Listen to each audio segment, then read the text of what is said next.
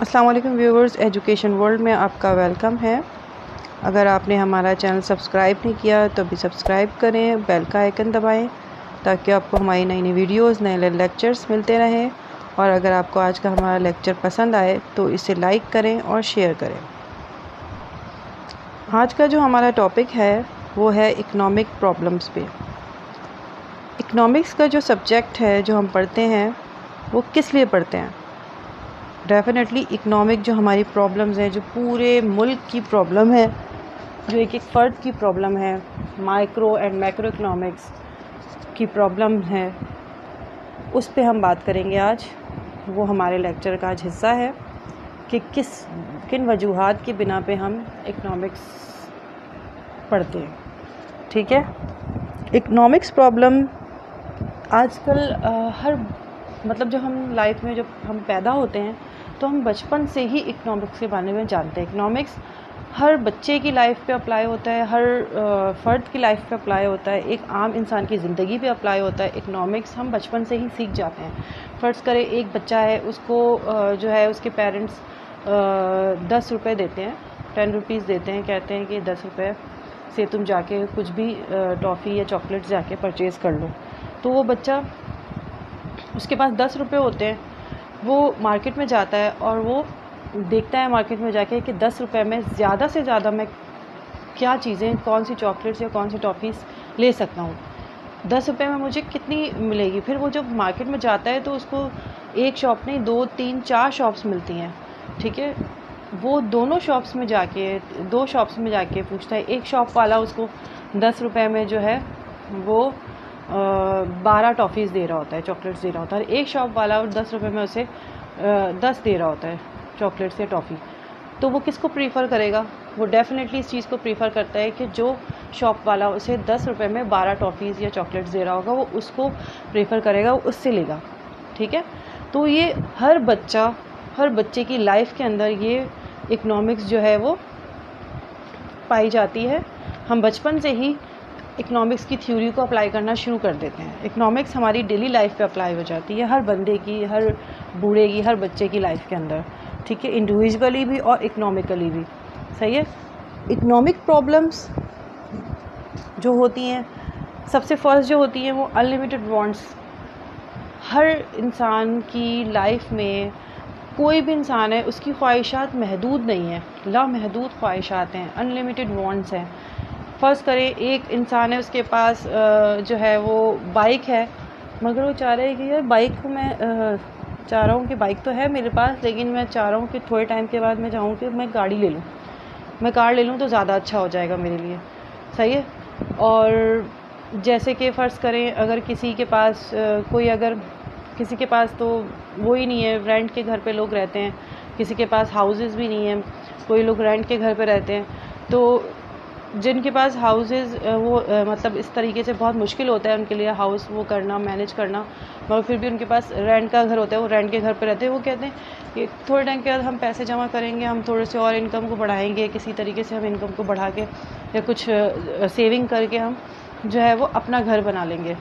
कुछ लोग ये इसमें होते हैं। और जिनका अपना घर होता है वो चाहते हैं कि हम एक और घर बनाएंगे, हम 2-3 घर अपना और बनाएंगे। यानी कि लोग, एक चीज़ मिलती है, एक ख्वाहिश पूरी होती है, वो दूसरी ख्वाहिश की तरफ जाते हैं, फिर दूसरी ख्वाहिश पूरी होती है, वो तीसरी ख्वाहिश की तरफ जाते हैं, तीसरी ख्वाहिश पूरी होती है, वो चौथे की ख्वाहिश की तरफ जाते हैं। उनके मतलब ख्वाहिशात की कोई लिमिट्स नहीं होती, लामहदूद ख्वाहिशात होती हैं इंसान के पास। सेकंड, जिसकी वजह से हमारी इकनॉमिक प्रॉब्लम्स का ये एक पार्ट है। सेकंड जो हमारा है, इन लामहदूद ख्वाहिशात को पूरा करने के ज़राए, अनलिमिटेड वांट्स को पूरा करने के जो ज़राए हैं वो लिमिटेड है, लिमिटेड रिसोर्सेज हैं। लिमिटेड रिसोर्सेज मतलब इनकम है किसी की तो वो लिमिटेड होती है। सही है, लेकिन उसकी ख्वाहिशात इतनी होती है, वो चाहेगा कि मैं जो हूँ ये भी ले लूँ, बाइक भी ले लूँ, गाड़ी भी ले लूँ, घर भी ले लूँ, अपना रेंट भी दे दूँ उसी में से। मतलब वो चाहेगा कि मैं हर जो है उसकी ख्वाहिशात को वो पूरा करना चाहेगा अपने लिमिटेड रिसोर्सेज से। ठीक है, तो इससे इकनॉमिक प्रॉब्लम्स डेवलप होती हैं, उसको मैनेज करना होता है। अनलिमिटेड वांट्स लामहदूद ख्वाहिशात को महदूद वसाइल से पूरा करना, उसके ऊपर इकनॉमिक थ्योरी अप्लाई होती है। ठीक है, ये हमारी इकनॉमिक प्रॉब्लम्स में आते हैं। इनकी वजह से इकनॉमिक प्रॉब्लम्स होती हैं कि हम लिमिटेड सैलरी या इनकम के होते हुए हम चाहेंगे कि हम ये भी मतलब हज़ारों लाखों ख्वाहिशात को पूरा करना चाहेंगे अपने, गैर ज़रूरी ज़रूरी जो भी हो।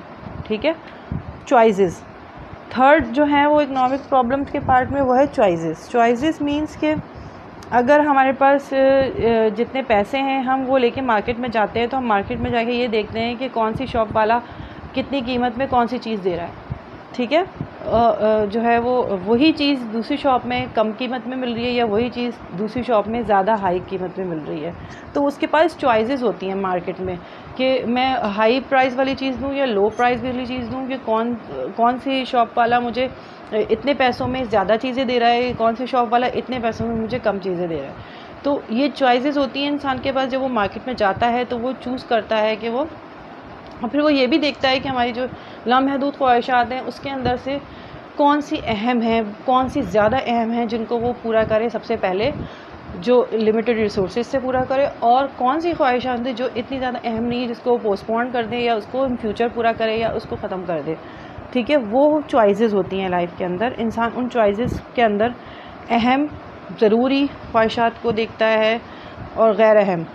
सही है, इसके अंदर अब आ जाती है अपॉर्चुनिटीज़। अपॉर्चुनिटीज़ जो हमारा फोर्थ पॉइंट है, अपॉर्चुनिटीज़ ये यही होती हैं कि इंसान के पास कितनी अपॉर्चुनिटीज़ है अपने ख्वाहिशात को पूरा करने के लिए।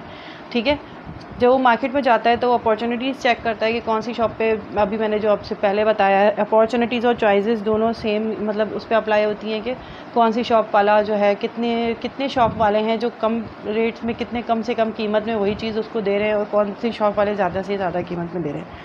तो वो चॉइसेस अपॉर्चुनिटीज़ उसको कितनी है कि वो किस तरह से ले सकता है।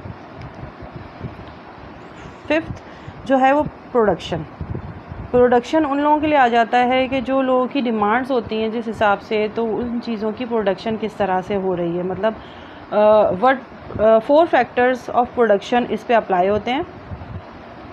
मतलब ये कि कोई भी अगर किसी की फैक्ट्री है या कोई फार्म है तो वो भी लोगों की डिमांड के हिसाब से उन चीज़ों को सप्लाई करता है या प्रोडक्ट को बनाता है और उसको सप्लाई करता है मार्केट के अंदर। अगर लोग ज़्यादा प्रीफर जिस चीज़ को कर रहे होंगे, डेफिनेटली जो चीज़ लोगों को कम कीमत में मिल रही होगी लोग उस चीज़ को ज़्यादा प्रीफर करेंगे। ठीक है, चॉइसेस होती हैं लोगों के पास, अपॉर्चुनिटीज़ होती हैं लोगों के पास, तो वो देखते हैं कि हमें कौन सी चीज़ कम कीमत में शॉपकीपर दे रहा है, अच्छा मतलब अच्छी चीज़ दे रहा है, तो वो लोग उस चीज़ की को ज़्यादा से ज़्यादा परचेज़ करेंगे। जब वो चीज़ें ज़्यादा परचेज़ करेंगे तो उसकी डिमांड हाई हो जाएगी। तो ये चीज़ें जो हैं, जो एक फार्म है ये चीज़ देखती है, उसको देखते हुए वो फार्म जो है वो प्रोडक्ट उसकी प्रोडक्शन को बनाती है, वो प्रोडक्ट बनाती है मार्केट वैल्यू को देखते हुए कि मार्केट में किस चीज़ की ज़्यादा वैल्यू है। ठीक है, उस चीज़ को देखते हुए वो प्रोडक्ट बनाती है। प्रोडक्ट के जो उसूल होता है कि what to produce, how to produce, for whom to produce. ठीक है, तो इन 3 पॉइंट्स को देखते हुए वो प्रोडक्ट बनाती है। ठीक है, तो ये इकनॉमिक प्रॉब्लम्स हैं लोगों की कि वो लोग अपनी लामहदूद ख्वाहिशात को महदूद वसाइल से किस तरह से पूरा करते हैं, किस तरह से उन चीज़ों को लेकर चलते हैं जिनकी वजह से इकनॉमिक प्रॉब्लम्स को फेस करना पड़ता है हमें। ठीक है, उन चीज़ों के फिर सलूशन निकाले जाते हैं इकनॉमिक थ्योरी के ज़रिए। ठीक है, तो उम्मीद है व्यूअर्स या मेरे स्टूडेंट्स आपको इकनॉमिक प्रॉब्लम्स के बारे में, जो इकनॉमिक प्रॉब्लम्स जिन वजूहात की बिना पे पैदा होती हैं, वो आपको बहुत अच्छे से समझ में आया होगा आज का लेक्चर। अगर आपको हमारा आज का लेक्चर पसंद आया है तो हमारे चैनल को लाइक करें, सब्सक्राइब करें और इस वीडियो को शेयर करें। इंशाल्लाह नए लेक्चर और नए टॉपिक के साथ आपके पास हाजिर होंगे। थैंक यू, अल्लाह हाफ़िज़।